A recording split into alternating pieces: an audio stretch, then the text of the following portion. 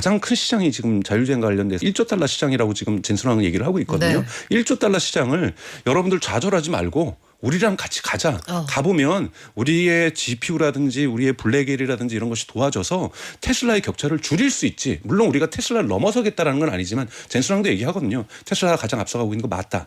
하지만 이거를 빠른 속도로 우리가 추격시켜 줄 테니까 우리랑 가지 않으면 근데 여러분들은 절대 못 간다.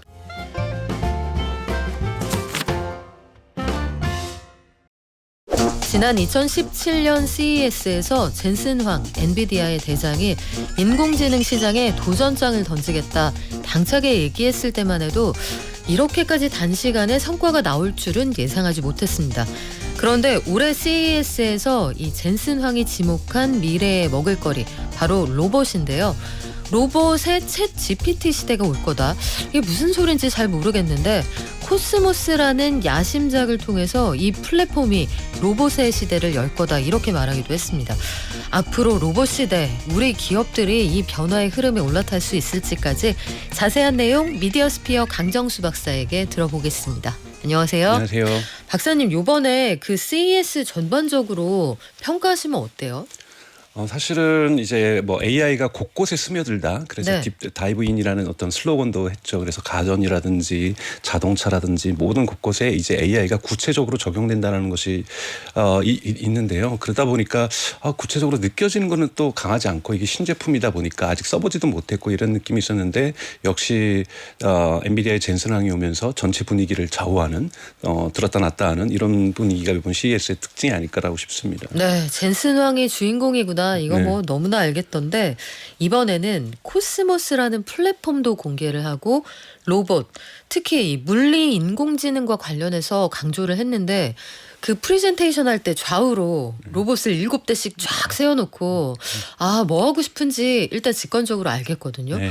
네, 인공지능은 인공지능인데 물리 인공지능 이건 뭐예요? 이거를 이제 여러분들 자주 들으시게 될 거예요. 네. 과거 처음에 GPT가 나왔을 때 GPT가 뭔지 이해하셨던 것처럼 이제 물리 AI 또는 이것을 월드 모델이라고도 하거든요. 이걸 이해하시는 게 좋습니다. 쉽게 얘기해서 제가 지금 볼펜을 위에 들고 있는데 이걸 떨어뜨리면 손을 잡습니다. 네. 이건 뭐냐면 제가 수십 번 어렸을 때부터 이걸 해왔기 때문에 그쵸. 이게 이쯤 되면 떨어질 걸 알고 손을 딱 잡는 거거든요. 이것처럼 또는 야구 선수가 있다고 여러분 기억을 해보세요. 상상을 해보세요. 그리고 투수가 있습니다. 투수가 100km가 넘는 아주 강속구로 속도를 던지면은 네. 야구 선수가 어떻게 알지 배팅을 딱 하면 또 맞추기도 하고 그쵸. 못 맞추기도 하죠. 이게 뭐냐면 무의식 속에 수많은 모델이 있어요. 저 정도 속도가 저쯤 오면은 나는 이때쯤 배팅을 나가야 되겠다. 그러면 이걸 맞춘다. 이것을 수백 번, 수천 번, 수만 번 연습을 한 겁니다. 시뮬레이션, 가상 무의식 속에서. 즉 물리 AI, 엔비디아가 얘기하는 또는 월드 모델이라는 것은 우리가 가상 세계 속에서 어떤 물리적인 현상이 이렇게 전개될 거야라는 것을 수십만 번, 수백만 번 연습을 한 거예요. 그래서 이 물건이 이리로 가면은 이런 움직임을 가지겠구나. 내가 비보호 좌회전 할 때는 이런 느낌이겠구나. 그러니까 비보호 좌회전을 수만 번 연습을 한 거예요. 어디에서요? 실제 생활이 아니라 가상 공간에서. 그러니까 이것을 근데 거기에서는 물리적인 법칙들 차가 엑셀에 속도를 냈을 때 어느 정도 비보호 좌회전할 때 느낌이 있을지 중간에 멈출지 이런 것들의 느낌이 다 연습이 된 거기 때문에 우리가 자율주행이나 로봇도 마찬가지잖아요. 어떤 걸림돌이 있는데 잘못해서 이거를 헛디뎌가지고 넘어져요. 넘어질 때는 내가 어디부터 무릎부터 땅에 닿겠구나라는 거를 수십만 번 수백만 번 얘가 가상 공간 속에서 연습을 했다. 그래서 이것을 물리 AI다. 물리적인 어떠한 중력이라든지 가속도라든지 변화라든지 이런 걸 다 고려해서 또는 이걸 월드 모델. 우리 세계다. 우리 세계가 이런 세계고 우리가 있는 것은 다 3차원적 공간이니까 3차원적 공간에서 A라는 행동이 있었을 때 이것이 다음 행동은 뭐가 되겠다라는 걸 예측해서 우리가 여기에 대해서는 연습을 어린아이가 성장하면서 이것을 경험하듯이 네. 운동선수가 처음부터 100km가 나오는 강속구를 칠 수 있었던 것이 아니라 연습을 통해서 치듯이 그렇죠. 수많은 연습을 가상 공간 속에서 짧게 해버리면 훨씬 더 빠르게 그리고 가상 공간에서 연습하면 24시간 계속 할 수 있거든요. 그리고 GPU만 빠르면 대단히 빠른 속도로 할 수가 있거든요. 이렇게 해서 빠른 속도로 세상이 돌아가는 물리 법칙을 이해한다. 그러다 보면은 자동차나 로봇이 우리가 실제로 상상하는 것처럼 현실 공간에서도 움직일 수 있을 것이다. 이것이 지금 나오고 있는 월드 모델 AI, 물리 AI라고 말하는 거고, 이 부분이 가능해지면 우리가 생각했던 로봇의 시대, 자율주행의 시대가 더 빨리 올 수 있다라는 것이 엔비디아가 얘기하는 거고, 여기 관련된 AI 연구자들이 얘기하고 있는 겁니다. 야, 엔비디아가 그러면은 이제 단순하게 칩을 납품하는 회사가 아니고 네. 정말로 새로운 시대 장르를 하나 뛰어넘겠다 이런 얘기네요. 그렇죠. 이제 뭐 여러분 아신 것처럼 구글의 웨이모라든지 테슬라의 FSD라든지 또는 중국의 이런 자율주행들은 대단히 앞서 나가고 있는데요. 후발주자들도 되게 많다라는 거죠.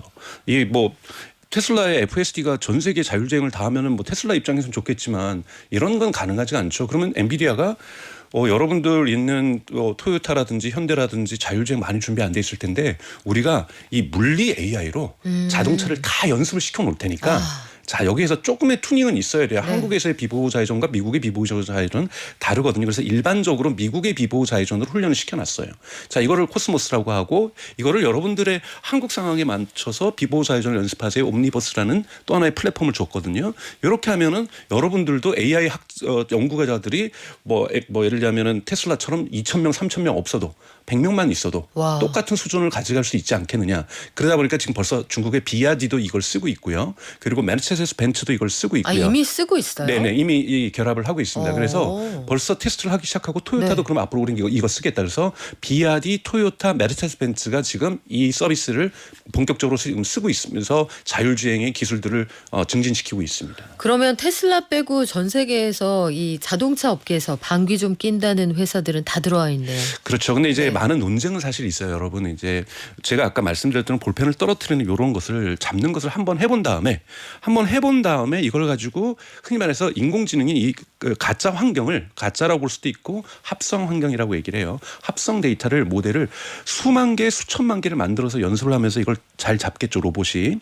그런데 한 번은 실제가 있어야 되거든요. 그러니까 한 번은 실제 데이터들이 자율주행에 맞게끔 실제 데이터가 있는 가운데서 합성 데이터가 100만 개, 1000만 개를 쌓을 수 있는데 엔비디아는 몇 개를 실제 데이터를 하는 거예요. 그런데 실제 한국 사정에 맞게끔 한국 동대문 시장에 맞게끔 남대문 시장에서도 정말 느리게도 차가 들어갈 때가 있잖아요. 트럭 같은 경우가. 여기에 맞게끔 연습이 돼 있어야 그다음부터 이 흔히 말하는 피지컬 물리 AI 월드 모델은 작동할 수 있습니다. 그래서 월드 모델이 갑자기 아무것도 없는 상황 속에서 자율주행이 완벽하게 된다. 이건 아니거든요. 그래서 어느 정도의 실질 데이터를 있어야 되기 때문에 이것을 구현하고 물리 데이터를 결합해서 테슬라나 웨이모를 쫓아가야 되는데 과연 얼마만큼 빠른 속도로 쫓아갈 수 있지는 미지수지만 하지만 쫓아갈 수 있는 가능성은 생겼다. 이 부분을 엔비디아가 열어줬다는 부분에서 대단히 획기적인 사건이라고 볼 수가 있습니다. 근데 지금 말씀하신 것처럼 그동안 축적된 실제 도로나 실제 상황에 대한 데이터는 아마 전 세계에서 테슬라가 제일 많이 갖고 있을 그렇죠. 텐데 그리고 상하이에서도 그걸 축적할 수 있는 라이센스를 받았잖아요. 네.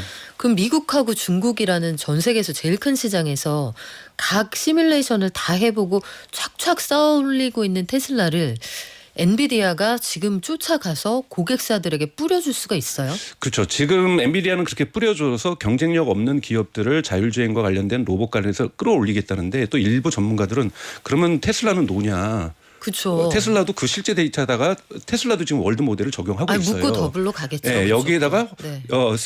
합성 데이터를 해가지고 또 연습을 또 시키고 있으니 격차는 더 벌어질 거다. 뭐 그런데도 불구하고 산업 지형으로 봐야 될 것은 한 기업의 솔루션이 모든 시장을 먹을 수는 없는 거기 때문에 예를 들면은 정말 가장 큰 시장이 지금 자율주행 관련돼서 형성되기 시작할 수 있는 1조 달러 시장이라고 지금 젠슨왕은 얘기를 하고 있거든요. 네. 1조 달러 시장을 여러분들 좌절하지 말고 우리랑 같이 가자. 가보면 우리의 GPU라든지 우리의 블랙엘이라든지 이런 것이 도와줘서 테슬라의 격차를 줄일 수 있지. 물론 우리가 테슬라를 넘어서겠다라는 건 아니지만 젠슨왕도 얘기하거든요. 테슬라가 가장 앞서가고 있는 거 맞다. 하지만 이거를 빠른 속도로 우리가 추격시켜 줄 테니까 우리랑 가지 않으면 근데 여러분들은 절대 못 간다. 줄이지도 못한다. 우리랑 가야 그나마 줄일 수 있으니 같이 가자라고 지금 이야기를 하고 있는 거죠. 아, 엔비디아 연합군이 되겠네요. 네. 엔비디아 생태계가 점점 더 확장된다는 얘기인데 그러면 로봇의 챗 GPT 시대라는 건 우리가 상상하는 것보다 훨씬 웅장한 거네요. 그렇죠. 그러니까 지금까지 로봇은 여러분들 아시는 것처럼 공장에 로봇 기계들이 있어서 용접도 하고 로봇 팔이 있고 네. 한국으로 기업은 대표적으로 두산 로보틱스라는 기업이 있어서 엄청나게 매출이 좋잖아요. 맞아요. 여기는 AI가 없거든요. 인간이 다 코딩한 순서대로만 움직이는 것이지 자율적으로 가서 무언가를 하지는 못합니다. 여기에 두산 로보틱스 입장에서도 지금 AI 학자들 하려했더니 다 미국에 가 있고 여러분 오픈 AI에서 초봉이 $1 밀리언 AI 학자들은 네. 이런 사람들을 어떻게 대거 데리고 오겠어요. 몇 명은 데려올 수 있겠는데 이 몇 명으로는 부족한데 엔비디아가 두산 로보틱스 우리 거 쓰세요. 쓰시면 우리가 했던 지금 이미 로봇에 대해서 훈련된 것을 가져다 쓸 수 있어요. 물론 무료는 아닙니다. 네. 그러니까 가져다 쓰면서 여러분들의 기능을 쭉 끌어올려 주세요. 지금 이미 여기에 피규어라든지 지금 이미 로봇 기업들이 엔비디아 걸 쓰기 시작하고 있거든요. 그렇기 때문에 충분히 그것을 통해서 입증도 되고 있고요. 그래서 이런 두산 로보틱스에게도 기회가 열리는 거거든요. 그러면 한국의 수많은 중소 로봇 기업에게도 기회가 열리는 거죠. 그래서 한번 국제적인 수준에서 한번 어깨를 겨뤄볼 만한 네. 가능성이 열리는 것. 이것이 물론 100% 성공한다는 건 여러분 아닙니다. 하지만 가능성이 열린다라는 것은 사람들이 여기에 달려들고 싶고 한번 우리도 해보고 싶고 자신감이 생길 수 있고 우리는 위기 속에서 정말 기술이 계속 뒤처지는 것 같아. 테슬라 옵티머스 봐, 피규어 봐. 저 중국의 기업들 날고 뛰고 유니트리 저거 정말 잘하는데 우리는 어쩌면 좋지. 엔비디아랑 같이 한번 해보면 한번 해볼 수 있지 않을까? 이건 대단히 중요한 거거든요. 그렇죠. 그러면서 판을 한번 바꿔보려고 다양한 시도들이 일어날 때 여기에서 또 어떤 데는 더욱더 집중할 수 있고 집중해서 성과를 좀 더 빨리 낼 수 있는 기업들이 엔비디아를 통해서 나타날 수도 있고 잘 안 나타나는 기업들도 있겠죠. 100개 기업이 같이 있는데 100개 기업이 다 성공할 리는 없습니다. 하지만 여기에 10개 기업은 성공할 수가 있고 이 10개 기업에 한국 기업들이 들어가는 건 대단히 중요한 거죠. 굉장하네요. 이게 엔비디아가 그리고 있는 생태계의 사이즈가 어느 정도인지 생각을 해보면 전 세계에 내가 좀 뒤처졌는데 누가 조금만 도와주면 좋겠다 싶은 전 세계의 모든 IT들이 네. 저요 하고 손들면 이거 좀 얘기가 그렇죠. 달라지겠는데요. 한국에서 스타트업도 생길 수 있죠. 그렇죠. 우리 엔비디아 걸 이용하면은 감히 생각도 못하는 걸 할 수가 있는데 우리 여기 엔지니어들이 많아. 우리는 엔지니어들이 장점이야. 소프트웨어만으로는 로봇은 움직일 수 없습니다. 이 소프트웨어가 자 손가락을 이렇게 움직여라고 모델을 학습을 해서 했는데 이걸 못 움직이면 이게 손가락이 안 움직이면 그 로봇은 쓸 수 없는 꽝이죠. 거거든요. 네. 엔지니어 기술도 대단히 기계공학도 여러분 그래서 대단히 중요하다는 그럼요. 겁니다. 로봇의 시대가 온다라는 것은 기계공학의 시대가 같이 온다라는 거거든요. 소프트웨어의 기술을 구현해야죠. 그렇죠. 현실에서. 그것을 구현하고 정말 유연하게 구현할 수 있어야 되고 정말 로봇의 손가락이 어느 정도 발달되면 인간 손하고 비슷해야 돼요. 인간 손보다 느리면 그냥 사람 손 저가 노동 쓰는 게 낫죠. 특히 여러분들이 많이 이제 가장 궁극해야 될 건 뭐냐면 자동차 안에 전선줄을 놓는 작업을 하네스라고 해요. 이건 지금도 누구도 로봇이 대체하지 못했어요. 그래요. 사람이 다 그 전선줄을 고개 안에 집어여가지고 다 이걸 했는데 여러분 테슬라의 모델 S에 들어가는 전기줄이 2kg가 넘어요. 여러분 자동차에 전기줄 엄청나게 들어갑니다. 그렇군요. 이건 자동화가 안 되는 거거든요. 테슬라가 궁극적으로 하고 싶은 건 이거를 로봇으로 대체하고 싶은 거예요. 그런데 이거는 아직도 테슬라도 갈 길이 멀었다고 얘기를 하고 있거든요. 우리 코로나 때 그래서 중국에서 와이어링 하네스 못 들어와서 차 못 만들어서 맞아요. 출고하는데 반년 1년씩 지연되고 그랬잖아요. 그건 맞습니다. 이게 사람 손을 못 타서 그렇군요. 예, 근데 이거는 엔지니어링도 되게 중요하다라는 거예요. 사람 손처럼 정말 유연하게 전선줄을 얇은 걸 맞아가지고 또 거기다가 끼워야 되는 거잖아요. 이런 유연성 있는 엔지니어 기술도 중요하다. 그래서 여러분 AI 시대가 온다고 해서 AI만 중요한 게 아니라 이거는 어느 정도는 이제는 엔비디아가 해주겠구나. 그러면 더욱더 중요한 건 뭐냐? 엔지니어다. 엔지니어가 한국 사회에서도 네. 넘쳐나고 그래서 이런 것을 메카닉하게 기술적으로 연결해 주면서 로봇의 시대로 저희가 빨리 갈 수 있도록 사회가 준비를 좀 어느 정도 해줄 필요가 있다라고 저는 생각합니다. 이거 양쪽으로 쌍끌이로 산업이 만약에 큰다고 하면 네. 닷컴 버블이 시작되던 그 시절처럼 우리가 한번 확 일어날 수도 있을 것 같은데 그 생각도 나네요. 그때 우리가 IT 키울 때 GDP의 한 12%까지 투자를 했었다 이런 얘기가 있던데 근데 이렇게 훈련된 로봇들을 거기 아주 미세한 작업까지 그렇게 사용을 할 수 있게 된다고 하면 너무 다른 세상이 펼쳐질 것 같긴 한데요. 코스모스는 오픈소스라서 대중에게는 일단 무료로 개방을 한대요. 네. 근데 지금 엔비디아를 만들었다고 하는 개발 플랫폼 이 쿠다를 사용하는 게 너무 편해서 엔비디아 말고 다른 칩은 못 사 이랬었잖아요. 네. 그러면은 코스모스도 들어갈 땐 맘대로 들어가도 나올 땐 맘대로 나올 수 없겠네요. 없죠. 예를 들면 코스모스는 이제 무료로 오픈 소스로 개방을 하고 쿠다도 여러분 오픈 소스로 무료로 개방을 했는데요. 이 쿠다는 엔비디아의 GPU만 작동시킬 수가 있어요. 그러면 이 코스모스를 쓰려고 하면 옴니버스라고 하는 네. 유료로 쓰는 엔비디아의 서비스를 써야 되는 거예요. 아. 이 모델이고 코스모스로 학습을 시켰고 기초 로봇을 네. 엔비디아에서 계속 학습으로 진화해줘서 3.0, 4.0, 뭐 4.5, 5.0 나아갈 테니 자 이걸 가지고서 여러분들의 로봇을 여러분들 자신의 로봇을 학습시키는 거는 옴니버스에서 시키세요. 이 옴니버스는 엔비디아 칩도 써야 되고요. 그 로봇에도 칩이 있어야 될 거 아니에요. 그렇죠. 엔비디아 칩을 써야 되고 엔비디아에서 유료로 써야 되는 겁니다. 그래서 엔비디아에 더 종속되는 생태계인데 기업으로부터 선택을 해야 되는 거죠. 우리 테슬라한테 다 받을까? 아니면 그래도 어차피 칩 들어가야 되는 거니 네. 그냥 엔비디아 칩 쓰고 그 어차피 이거 사용료는 내야 되는 거니 네. 우리가 모든 걸 공짜로 할 수는 없는 근데 거니. 월세를 어느 쪽에 내느냐 이거네요. 그렇죠. 테슬라에 입금할까, 엔비디아에 입금할까. 입금할까? 이 선택이 문제인 거죠, 여러분.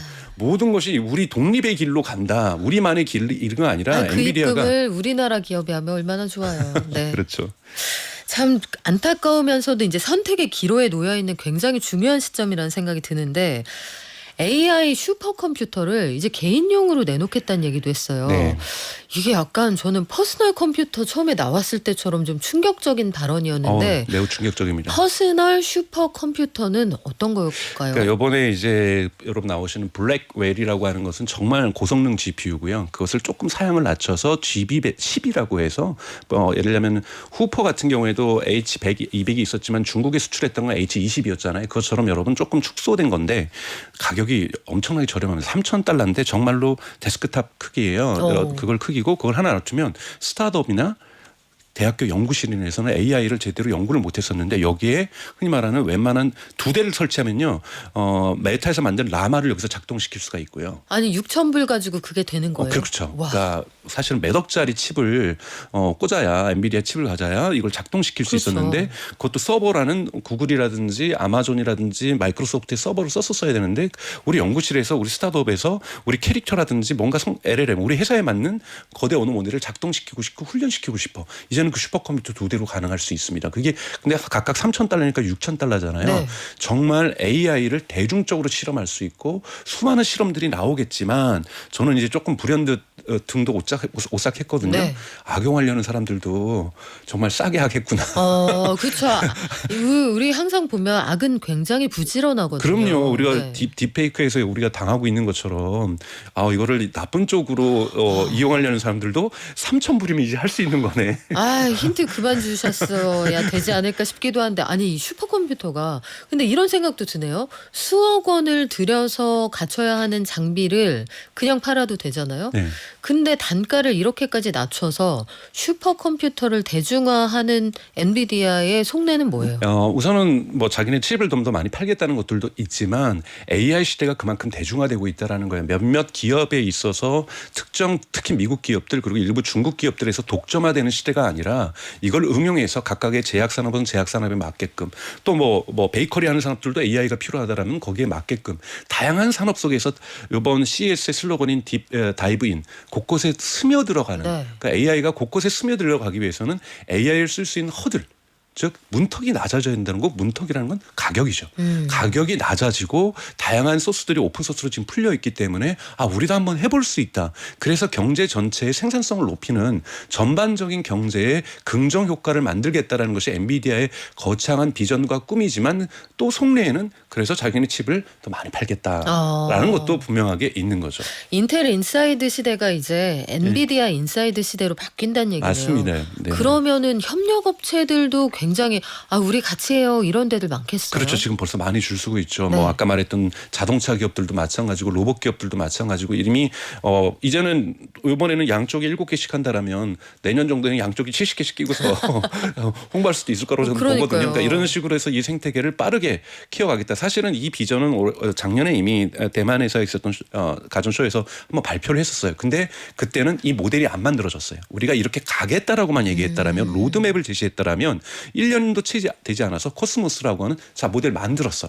이제 이거 GPT 3.0 정도 되는 거니까 사실은 조금은 더 발전시켜야 되는데 이거 4.0 만드는 거 이거 일도 아니고 시간 문제일 뿐이니까 이제 벌써부터 테스트 한번 해보기 시작하세요. 그러면 여러분 4.0의 시대, 5.0의 시대 오면 진짜로 쓸 수 있는 로봇을 만드실 수 있을 거고 시제품으로 판매하실 수 있을 거예요. 근데 그때 가서 하지 마시고 지금부터 우리랑 저희랑 엔비디아랑 같이 제가 엔비디아 뭐 홍보대사 같은 거 같은데 6개월, 1년 같이 한번 준비하시죠. 그러면 네. 이제 시제품으로도 나갈 수 있습니다. 이거를 구체적으로 보여줬다는 의미에서 조금은 마일스톤 의미 있는 행사였다고 볼 수가 있습니다.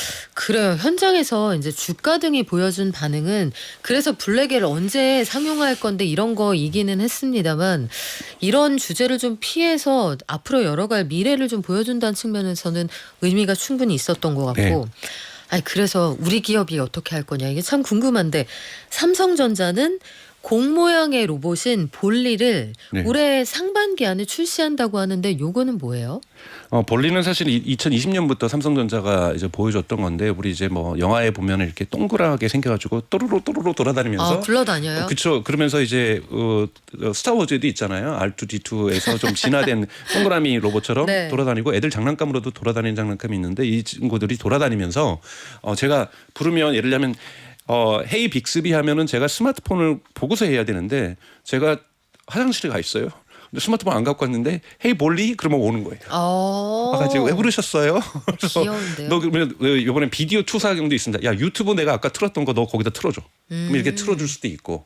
좀 아직까지 해서 정말 우리가 로봇처럼 집안일을 해주거나 뭐 빨래를 해주거나 설거지를 해주거나 이런 가정용 로봇은 아니지만 우리가 쓸 수 있는 이런 지능형 로봇을 제가 안방에 있으면서 뭐 거실에 있으면서 얘가 혹시 침실에 있으면 헤이 볼리 나와봐 그러면 나와가지고 쭈루루서 왜 부르셨어요 그러면 묻고 싶은 거 묻고 그러면 백과사전처럼 지금 GPT처럼 대답도 해주고 그 다음에 야 어디 장바구니에 있는 이 물건들 내가 요번에 쿠팡에서 물건을 사는데 배송이 언제쯤 올 것 같아? 그럼 그것도 답변을 해주고 냉장고에 있는 물건들 지금 현재 뭐가 지금 내가 구매해야 될 게 뭐가 있을까? 그러면은 얘기를 해주면 제가 그때 쿠팡이나 이런 여러 가지 이커머스 서비스에서 주문도 좀 할 수 있고 이러면서 상호 대화하면서 우리 집에 물류 상태를 아는 거예요. 지금 우유 2개 남았고 계란 3개 남았습니다. 뭐 이런 얘기도 냉장고하고 연결이 되어 있기 때문에 이런 얘기도 해주고 지금 빨래가 지금 돌아가고 있는데 세탁기 5분 뒤에는 멈춥니다. 다 끝납니다. 그 이후에는 빨래 거셔야 돼요. 네. 뭐 이런 얘기도 해줄 수가 있고 집안에 있는 가전들과 연결이 되면서 그 정보를 저에게 전달해주면서 제가 언제 빨래를 걸어야 될지 언제 식기세척기가 끝나가는지 언제 오븐에 그러니까 음식을 집어넣은 것을 꺼내야 되는지 이런 정보를 이 친구가 전달해준다는 거죠. 제가 딴 데 가 있어도 네. 쪼르르 쫓아와서. 우리나라는 아직까지 가전 IoT 이쪽으로 좀 특화되어 있는 것 같고 집사 로봇의 기초적인 형태인 것 같은데 끝으로 짧게 우리 로봇 어떻게 경쟁해볼 만하겠어요? 아직 시작 단계라고 볼 수가 있기 때문에요. 저는 전혀 이거는 예측할 수 없습니다. 하지만 시작해야만 한다라는 부분을 이번에 그 신호를 받았다라는 것에 의미를 두어야 한다고 저는 보고 있습니다. 네, 지금까지 미디어 스피어 강정수 박사였습니다. 고맙습니다. 네, 고맙습니다.